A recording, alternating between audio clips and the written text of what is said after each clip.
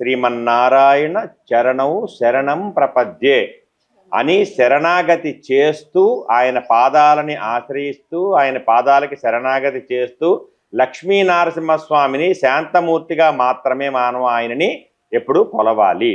అలా కొలిచేటువంటి మూర్తి ఈ గూటాల క్షేత్రంలో చాలా విశేషంగా మళ్ళీ జీర్ణోద్ధరణ పునఃప్రతిష్ఠ కార్యక్రమం చేసుకొని మనకి వచ్చేటువంటి మార్చి 9వ తారీఖు నుంచి విశేషంగా దర్శనం ఇవ్వబోతున్నారు. ఈ క్షేత్రంలో భక్తులందరూ కూడా జీర్ణోద్ధరణ ప్రతిష్ఠ కార్యక్రమానికి తప్పకుండా రావాలి. మార్చి 3వ తారీఖు విశేషమైనటువంటి స్వామివారికి శోభాయాత్ర ఉంటుంది.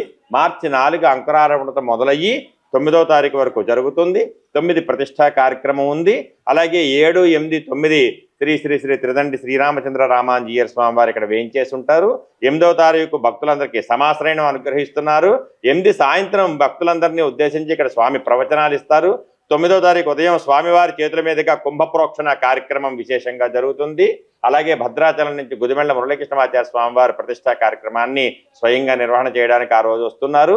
అలాగే భక్తులందరూ కూడా తప్పకుండా వచ్చి ఈ కార్యక్రమంలో పాల్గొని ప్రతిష్ఠ అయిన తర్వాత అందరూ మర్చిపోకుండా మీ అభీష్టాలు నెరవేరడం కోసం, పిల్లలు కలగడం కోసం, అలాగే ఉద్యోగాలు, వ్యాపారం, వ్యవసాయం, విద్య మీ ఇంట్లో చాలా సౌఖ్యంగా కొనసాగడం కోసం, మీ ఇంట్లో ఉండేటువంటి గ్రహ దోషాలు మొత్తం నివారణ అవ్వడం కోసం, మీకు ఆర్థిక సమస్యలు నివారణ అవ్వడం కోసం తప్పకుండా ప్రతి ఆదివారము స్వామికి 27 ప్రదక్షిణాలు చేస్తూ స్వామిని దర్శనం చేసుకుంటూ మీరు మీ చుట్టుపక్కల వాళ్ళు అందరూ కూడా వచ్చి స్వామి వైభవాన్ని ఇక్కడ చక్కగా కీర్తిస్తూ స్వామిని దర్శిస్తూ వారి యొక్క అనుగ్రహాన్ని పొంది ఈ ప్రతిష్ఠా కార్యక్రమంలో అందరూ కూడా తీర్థప్రసాద వినియోగంలో పాల్గొని అందరూ కూడా స్వామి ఆశీస్సులు పొందాలని కోరుతున్నాం.